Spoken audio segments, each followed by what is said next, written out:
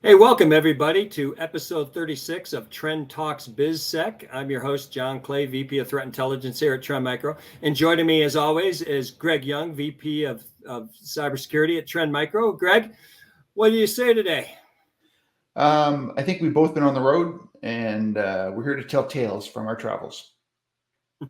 Yeah, Greg and I were on Road Warriors this week, speaking at a couple of conferences like we do on a regular basis. But this week in the episode, we wanted to talk about competition. And I want to preface this about what is competition to Trend Micro. It may be a little different from what our traditional competitors think about competition. Eva Chen, who's one of our founders and still CEO of Trend Micro, has instilled in us for many, many years that our competitors are actually the adversaries out there, the hackers, the hacktivists, the nation state actors. And so we, as a company, when we talk about competition, it's always about who is targeting our customer. And so Greg and I today wanted to share some insights into what we are seeing these days within adversary intelligence, what we're doing and what we're seeing, what they're doing and how they're targeting organizations. When you think about it, the first thing you got to think about with the adversaries is who is targeting me, right? And so there's a number of different types of adversaries, and we'll talk about some of these. But you have obviously the very sophisticated, very knowledgeable, very well-funded nation-state actors out of Russia, China, Iran, North Korea, the U.S. I mean, pretty much any country, right? Greg has a cyber arm, wouldn't you think? Yeah, every country has some kind of cyber warrior capability, definitely. Yeah, I think a lot of it just depends on what they're capable of and what they're actually willing to do, right? There's a lot of discussion around hackback and doing offensive security. So we can talk about a little bit about that. But then you also have obviously the cyber criminals are the biggest group out there, and these are the people that are doing everything for profit. What's interesting here, Greg, and you and I have been in this industry for many, many years. You're actually longer than I have. I've been 28 years. You've been in, what, 30 plus years, cybersecurity? 36, you puppy. Although our COO, Kevin Simser, is 37. So feel young. Oh, man. Yeah, exactly. I'm just a newbie.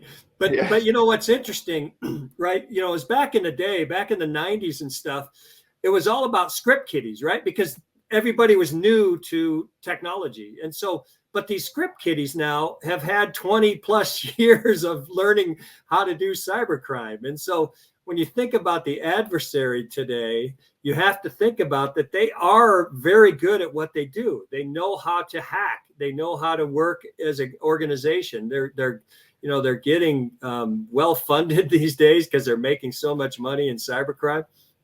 But the newbies are, and even if you're a newbie now, there are online tutorials for you to understand, or there's a kit that you can just buy and it'll run you through everything that you need to know, right?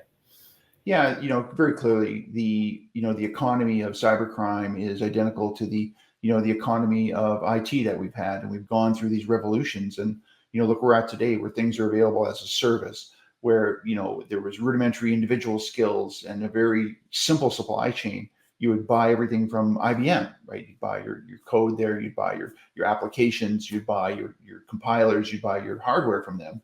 It was very, very simple supply chain. And now we have this complex supply chain, complex economy with the threat surface that, is very innovative. And it's very mobile as well. And that, it's not going to be just one adversary you're facing. It's probably going to be multiple ones.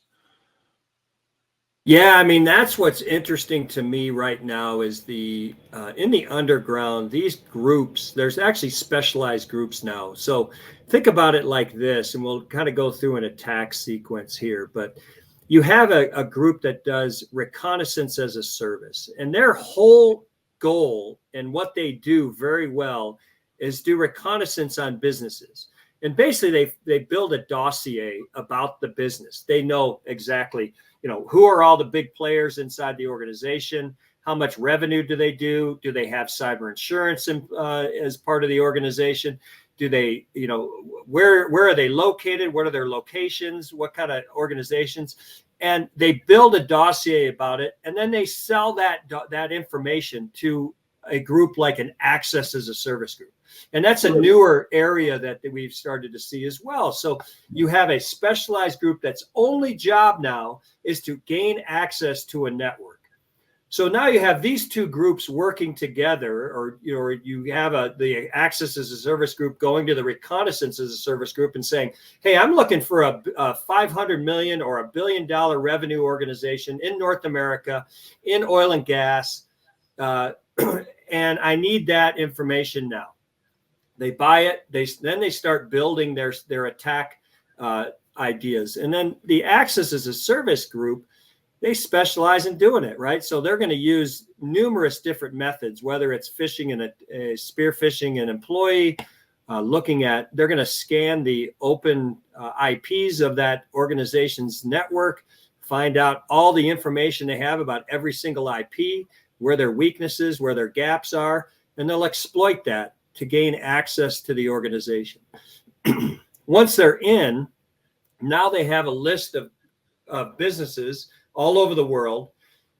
Then you have these next groups, could be a hacktivist group, for example. Maybe they have access to a government network. The hacktivists go in and say, hey, I want access to this because I want to do DDoS attacks and bring down their infrastructure. Or you sell it to a cyber espionage group that all they want to do is exfiltrate data, or intellectual property. If they're Chinese, they want to do intellectual property. If they're Russians, they want to extract your critical data because they want to sell that data for a profit in the underground. Ultimately, though, then they sell access to a ransomware group who's going to come in and figure out where they need to throw their ransomware, what systems they need to throw it on, then deploy it and activate it. And now your systems are all encrypted and inaccessible, and they drop the ransomware node on you. So like you said earlier, Greg, you have multiple groups now inside a network, all working and doing different things, right? So you have to think about motive. What are the motives of what these groups are doing? When you mentioned, reconnaissance as a service, it sounds so much like lead gen, for sales. 100%. Yeah, and what you're also describing, it's like Salesforce for criminals, right? Now, of course, when you have lead gen, they're also selling leads to multiple companies, right?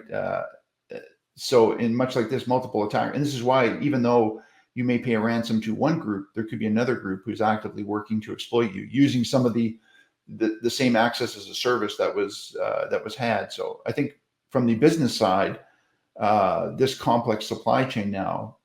That also includes selling tools as well as part of this. So there's a whole other underlay of tools and other services that are offered, or the payments, how that's going to be brokered. There's separate groups doing that. So this complex web means that even though you stamp out one ransomware, it could be that same vulnerable access could have been exploited by others, and they've lateral to other parts of your network. Yeah, no question. And the access as a service group also has the maintenance phase. Their maintenance phase is wipe their tracks, or wipe the tracks of the other groups that are in there, and then plant the back doors so they have access for later. Because again, they don't want to lose access to that network because they want to sell access later. So as defenders, you got to think about, I have multiple groups inside my network. I have a main group that gained access, and now they're planting back doors in my network for future access because they want to continue to profit off your organization. And that makes it very difficult for defenders to defend against these attacks these days. And then you think about, Greg, you and I grew up in the whole idea of best of breed and layered defense models. I mean, when you see every day, you see successful attacks and breaches. I'm not sure that model still works these days because, again, if I see one group doing something and I'm like, great, I saw this group. Well, you could have 2 or 3 other groups doing other things in your network. And if you don't have visibility across the entire stack, that makes it tough. In the best of breed model, nothing is connected. SIM, SOAR, yeah, those haven't proved to really help either. So, I mean, your talk this week, maybe talk to the audience a little bit about your talk this week, because I think it goes into this area of how to deal with defense these days. Yeah, it's funny you mentioned the access as a service, how they don't want to just have one method. It's much like they want to sell you multiple products, so it's much like sales that way too. So, Oh yeah, there's a crusty metaphor there between sales and the threat. yeah, And yeah, no, I agree with you on your defense depth as being only one tool, and the complexity of the attack has to be met by the complexity of the defense. It also brings into focus that we often focus on the names of a certain attack group. So this is definitely Fancy Bear that's doing this. Well, that may be true, but there's many other players. It's not just a monolithic attacker who's coming at you in one linear path. Now there's this web of relationships between these different players. So I think getting hung up on only one MITRE entry can be limiting, and you've got to recognize there's going to be potentially branches in that MITRE path that we haven't modeled in the world well yet. But that flexibility is, I think, what everybody's wrestling with today, and the tools and techniques that we use to counter their tools and techniques are matching that. So. Yeah, and I mean, I was having a discussion with one of our colleagues, Bob McCardle, who looks into the whole nation state stuff, and we talked about attribution just recently, and I mean, just throw some Cyrillic language into your malware, and everybody's going to think it's from Russia, right? Or throw some Chinese characters into your malware, and everybody's going to think you're from China. The reality is all these adversaries, all these nation states know how others attribute their malware or their attacks, so they just make everybody think it's the other group, right? The other nation. So it's very easy to do that, obfuscate your attack, and that makes it tough. So that brings up something that's interesting. We have a lot of organizations that are like, tell me who's doing it. That's not what you really need to worry about. What you need to worry about is like you said, what are the TTPs involved in the attack? Because that's what I have to discover. I don't need to discover that this attacker's from China, Russia, Iran, wherever it may be from. I need to find out what they're doing in my network and get them out. What tools have they deployed in the network, and find those tools and use them and discover them and get them out of my network. So it's more about campaign intelligence. What is the overall campaign that's going on, or multiple campaigns, versus this particular actor? And think about this, Greg, right? All these groups now are working globally. So the access as a service group could be out of Brazil, but the ransomware group's out of Russia.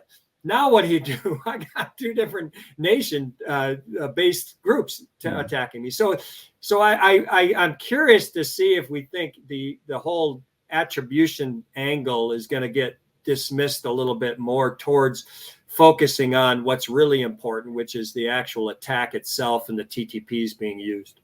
Right. Okay, you've given me the idea now, as an homage to the Navajo code talkers from World War II, is to start putting some Navajo in some malware somewhere to start a whole new directory I can call my own. Yeah, exactly. Much like the IT world is international. You have product in one area, compute in another, support in from another area.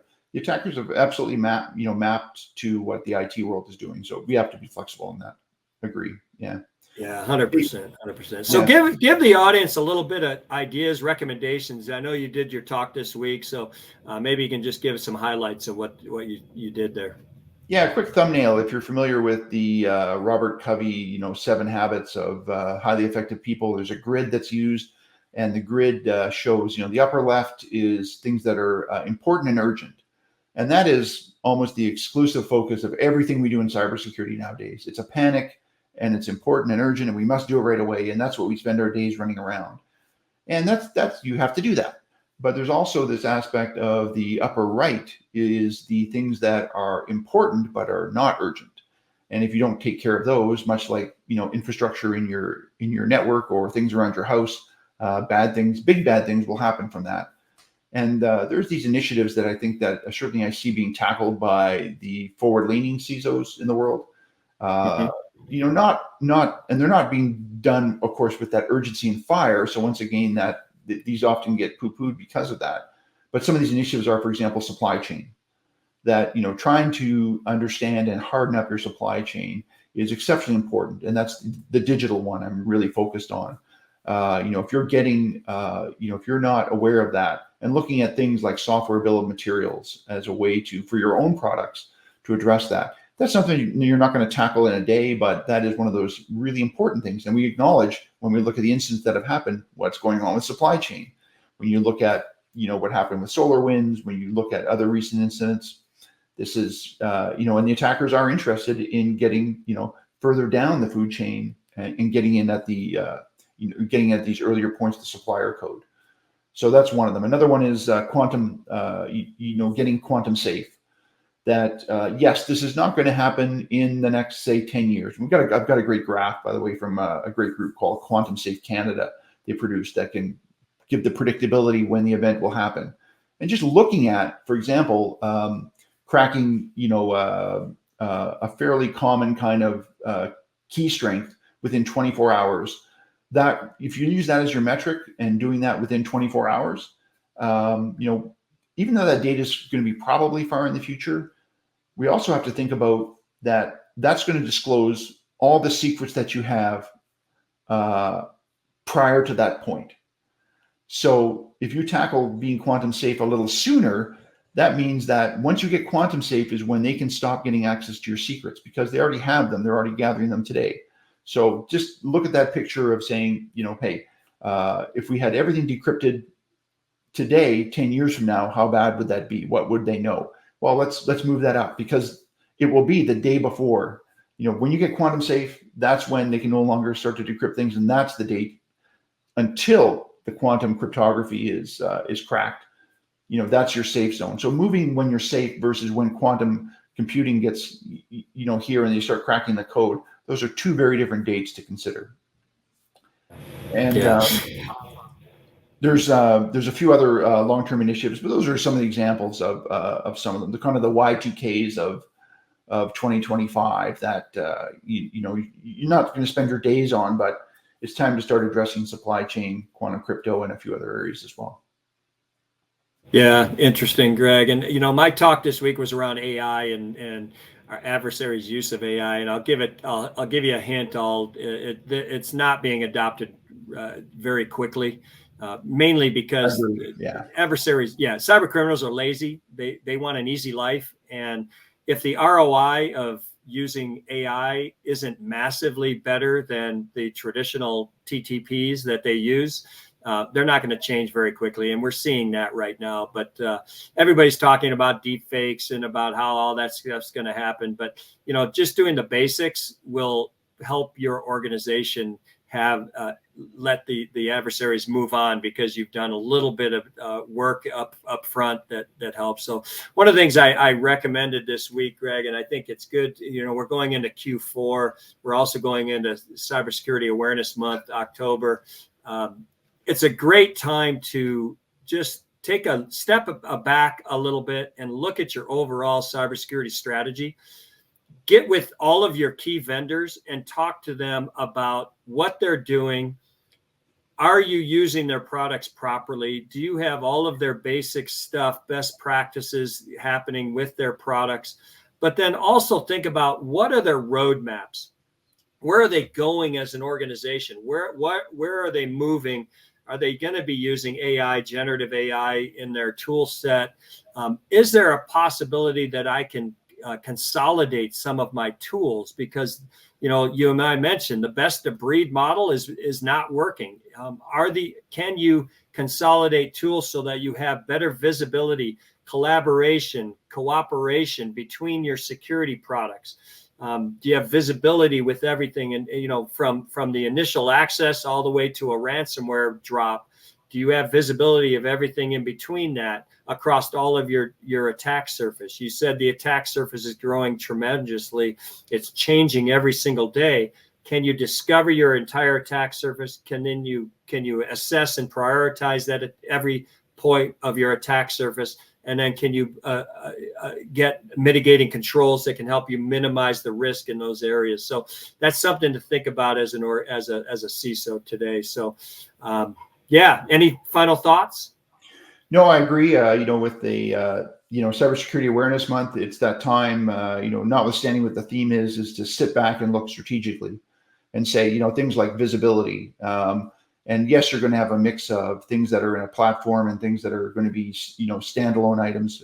How can you better join those together? And the key is to get better visibility. Because what we talked about today, how complex the threat surface is. You've got to be able to peek into all these corners and not only focus on the threat, but focus on yourself as well. So sit back strategically and say, how can I communicate this? How can I better answer questions to the board? How can I have better metrics than the ones I've just been recycling for the last year?